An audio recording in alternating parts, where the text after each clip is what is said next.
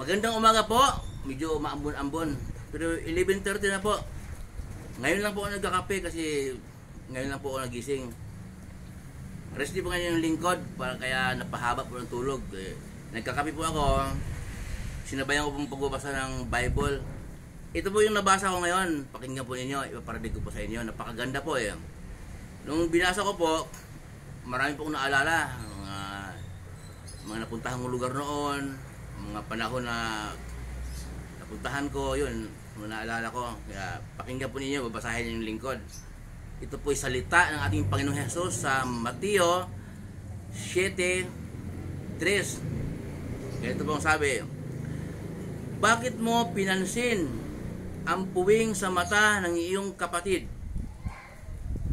Hindi mo pinansin ang trosong nasa iyong mata.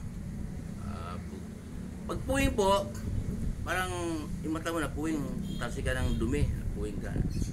Pero pag troso, malaki pong kahoy yung parang ginagawang haligi. Minsan may troso na halos hindi umayakap. Yun sabi ng ating Panginoong Hesus na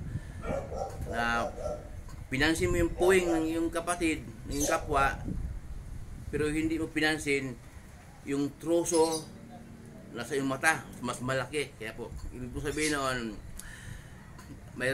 mahilig po tayong mamansin ng kapintasan ng iba, pero di hamak na pala na mas malaki ang kapintasan natin.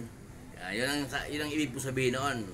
Mga nadaanan kong panahon, lugar o kasalukuyan, madalas po mangyari yun na may tao na lilibakin natin. Ano yan eh, magaslaw gumalaw yan, malarot na masakit yung mga salita natin, pero tayo po pala magsalita mas malala pa kaysa nililibak natin. Kaya po, suriin muna natin ang ating sarili po kung tayo po ay pwede bang dapat kung tayo po ay, sabi nga dito, huwag humatol na hindi kahatulan ng Diyos.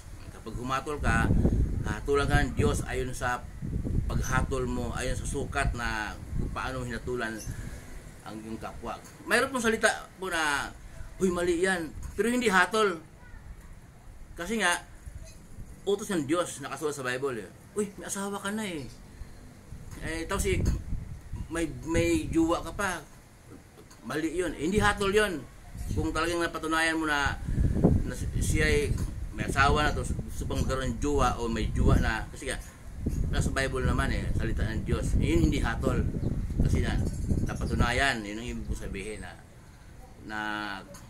kasi meron kasing mga nagsalita talaga na huwag kayong uminom. Sinasayang yung pera niyo, pero kagabi lasing siya. Yun pong ibig sabihin ng pinansin mo yung puwing ng iyong kapwa, pero hindi mo alam na mas malupit ka pala, may truso yung nasa iyong mata. Ayun po. Ito po yung salita ng Panginoong Hesus po, hindi po gawa-gawa natin. Pagkapalain po tayo ng Diyos. Kaya nga, maambon-ambon po. Sana po walang bagyo o ulan o baha. Ayun po. Manalangin po tayo palagi pag matulog at ganoon din po pagagising.